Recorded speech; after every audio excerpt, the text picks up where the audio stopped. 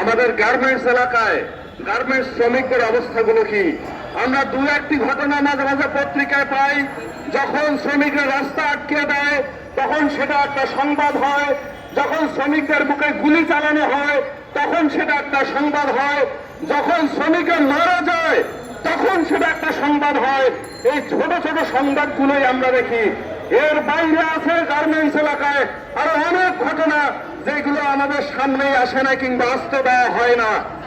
আপনারা দেখেছেন এই যে ব্যাপক অভ্যুত্থানের পরে যে অভ্যুত্থানের মধ্য দিয়ে একটি স্বৈরাচারী একটি ফ্যাসিবাদী সরকারকে উৎখাত করা হয়েছে। আমরা বলেছি এই অভ্যুত্থান থেকে বলা হয়েছে যে আমরা একটি নতুন বাংলাদেশে প্রবেশ করলাম, কিন্তু এই নতুন বাংলাদেশের নমুনা কোথায়? এই নতুন বাংলাদেশ হওয়ার পর আমরা দেখলাম দুটো জায়গায় রাষ্ট্রীয় বাহিনী গুলি চালিয়েছে। এক হলো গার্মেন্টস এলাকায়, শ্রমিক এলাকায়, আর একটা হলো পাহাড়ে। অর্থাৎ পাহাড়ি জাতির মানুষের উপর তারা গুলি চালালো, আর এখানে আমাদের গার্মেন্টস শ্রমিকদের উপর গুলি চালালো। গার্মেন্টসের ইতিমধ্যে আমরা জেনেছি দুজন, আপনারা দেখেছেন সেনাবাহিনীর গুলিতে দুজন শহীদ হয়েছেন, নিহত হয়েছেন, এবং কয়েকদিন আগে আরো একটা সংবাদ এসেছে গাজীপুরে একজন শ্রমিকের লাশ পাওয়া গেছে। এই যে ব্যাপক অনিরাপত্তা গার্মেন্টস এলাকায় শ্রমিকদের জীবনের যে অনিরাপত্তা, তাহলে এই নতুন বাংলাদেশে এই শ্রমিকের অনিরাপত্তা যে খুঁজবে কিভাবে, শ্রমিক কিভাবে নিরাপদ হবে সেটা কিন্তু এখনো নিশ্চিত হলো না। এই সরকারও পর্যন্ত যারা বলছে ইনক্লুসিভ বাংলাদেশ হবে, যারা বলছে এই বাংলাদেশে সমস্ত মানুষের অংশীদারিত্ব থাকবে, সেখানে কিন্তু শ্রমিকের জায়গা এখনো আমরা দেখছি না। বন্ধুগণ, আমরা আরো একটা ব্যাপার দেখি। কালকে যখন আমাদের যে আহত শ্রমিক 30 তারিখে সেনাবাহিনীর গুলিতে আহত হওয়ার পর যাদেরকে সেনাবাহিনী গুলি করে তারাই গুলি করেছে, আবার তারাই তাদেরকে সিএমএইচ এর ভিতরে চিকিৎসার জন্য নিয়ে গেছে।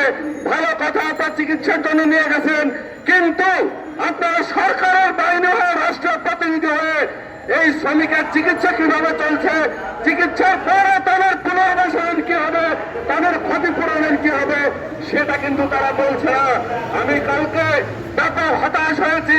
ইতিমধ্যে একজন শ্রমিক রাসেল, যার বয়স ছিল মাত্র 20 বছর, ন্যাচারাল ইন্ডিগো, সেই ঢাকা সিএমএইচ এর চিকিৎসা নেওয়ার পর ইতিমধ্যে তিনি গ্রামে চলে গেছেন।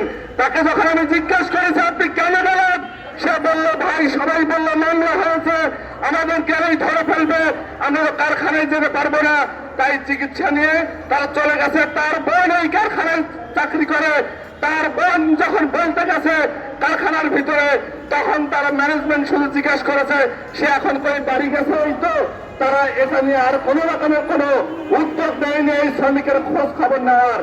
এবং একই সাথে এখনো 3 জন শ্রমিক সাভারের যে সিএমএইচ, সেখানে 2 জন ঢাকা সিএমএইচ, এখনো আর একজন, এই 3 জন শ্রমিক এখনো চিকিৎসাধীন আছে। তাদের সাথে যখন কথা হয় তারা বলে তারা জানে না, তারা কিন্তু গত 2 মাসের বেতন পায়নি এই আহত হওয়ার পর থেকে। অর্থাৎ তাদের চাকরি আছে কিনা এটাও তারা এখনো নিশ্চিত না। এরপরে তারা যে আহত হলো তাদের পুনর্বাসনের কি হবে, এটা কোন কারখানার মালিক কেউ যোগাযোগ করেনি। এমনকি কলকারখানার অধিদপ্তর কিংবা সরকারের পক্ষ থেকেও কোন রকমের এই শ্রমিকদের সাথে যোগাযোগ করা হচ্ছে না। শুধুমাত্র তারা সেনাবাহিনী তাদের ওই খুপ্পির মধ্যে নিয়ে গেল চিকিৎসা দেখিয়ে, এবং এই শ্রমিকের কোনো তারা কিন্তু দায়িত্ব নিচ্ছে না পরবর্তীতে। অতএব এই যে ভয়ের সংস্কৃতি, এই যে ভয়ের রাজত্ব, এর আগের ফ্যাসিবাদী আমলে যেটা আমরা দেখেছি, আমরা এই সরকারকে বলি শ্রমিকের এই ভয় ঘুচাতে হবে। এই ভয় যদি ঘুচাতে না পারেন তাহলে আপনাদেরও অভ্যুত্থানের পরবর্তী বাংলাদেশে রাষ্ট্র চালানোর কোনো এখতিয়ার থাকে না।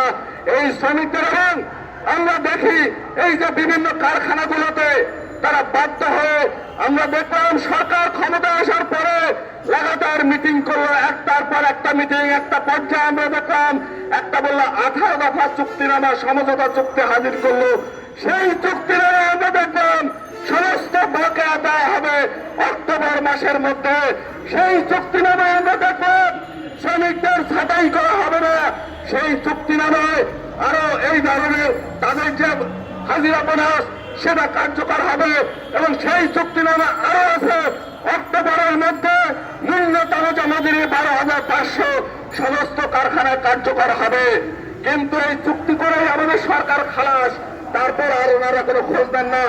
অক্টোবরের মধ্যে আপনারা সিদ্ধান্ত নিলেন সমঝোতা হলো বকেয়া পাবে, তাহলে নভেম্বর মাসে কেন টিএনজেড গ্রুপের শ্রমিকরা রাস্তায় দাঁড়িয়ে বিক্ষোভ করে তার মজুরিটা অর্ধেক মজুরি আদায় করে নিতে হলো তাদের?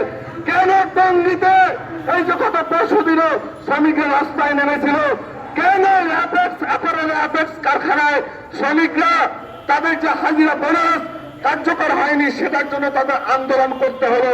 আমরা যখন সরকারকে বলি তখন ওনারা বলে ওনারা নাকি কিছু জানেন না, ওনারা নাকি কিছুই জানতে পারেন না। তাহলে এই ঘটনাগুলো আমরা তো জানি, আমরা তো প্রতিদিনই বলেছি এই গার্মেন্টস কারখানার শ্রমিকদের বকেয়ার দায়িত্ব নেন আপনারা, তারা কোনো কর্ণপাত করছে না। এবং একই সাথে আমরা দেখছি এই শ্রমিকরা আন্দোলন করতে ভয় পায়, আন্দোলন করতে পারে না একমাত্র তখনই তারা রাস্তায় আসে যখন দেওয়ালে তাদের পিঠটা থেকে যায়। কারণ একটাই, তারা যখন আন্দোলন করে তখনও তারা তাদের বক্তব্যটা গণমাধ্যমে সংবাদ মাধ্যমে দিতে পারে না। কেন? তার একটাই কারণ, এটা যদি করে কারখানায় গেলেই সে ছাঁটাই হবে।